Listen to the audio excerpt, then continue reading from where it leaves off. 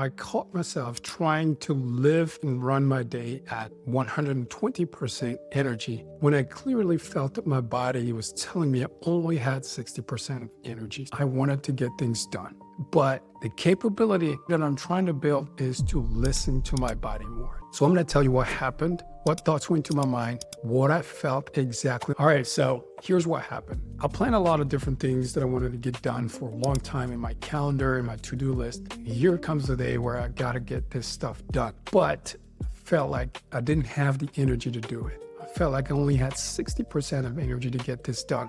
I felt bad about it, right? So I find myself at the office and I'm talking to a colleague and he asked me, how you doing? I say, yeah, I'm feeling like 60% today. And I ask him, what about you? How are you feeling today? And he said 10, 20%. And that was a trigger. We paused and locked eyes for a minute. And that made me realize something. It made me realize that I have to be honest, listen to my body and act accordingly because I didn't want to end up where he was. He was at 10, 20%. That's not much. So I didn't want to be him. When I looked at my calendar, it made me feel like I have to get this done. I have been postponing some of these things for a little while, and I want to get this done now. So the thoughts that went through my head was, I have to get it done. The number one thought that went through my head was, I have to get this done. And I think I believe that thought 100%. And then the second thought that went to my head was, I'm not a serious person if I don't do this. I can't be taken seriously because I've been postponing this for a little while and I can't continue to do this. So I got to do this now. Put it in my calendar. I locked it in and now I've got to get this done. And feeling number one,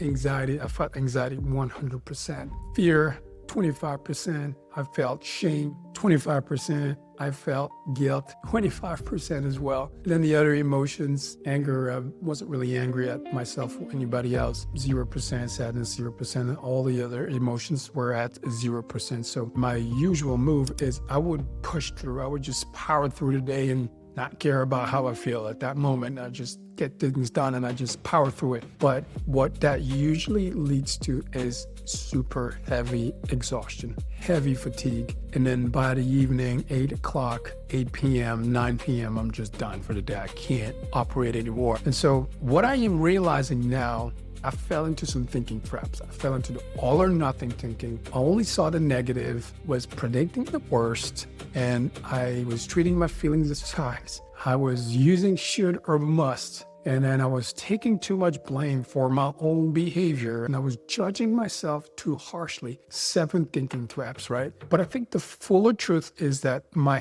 health is always my number one priority, and it should be that way. And I have to act accordingly. I have to act like that's true. So my health is always my number one priority, and resting when my body is asking me to rest is always a good excuse to postpone things or not do something, right? So I think one of the most important things I noticed was I did not want to end up where this person was with 10%, 20% of energy. So what is a better move? I could ask myself, do I have the amount of energy required for this day? And if I don't, I would just have to remove a few things until I feel like I can match the energy level that's required for the day. So instead of letting my schedule dictate what my energy level should be, I'm gonna let my energy level dictate what my schedule should be like, right? What is one step I can take today? I choose to make my schedule match my energy level, and I'm 70% sure I can match that. So I'm gonna avoid doing things like trying to run a 120% day when I feel like I have 60. I would be running at 200%. So that's how I would end up at a 10, 20% energy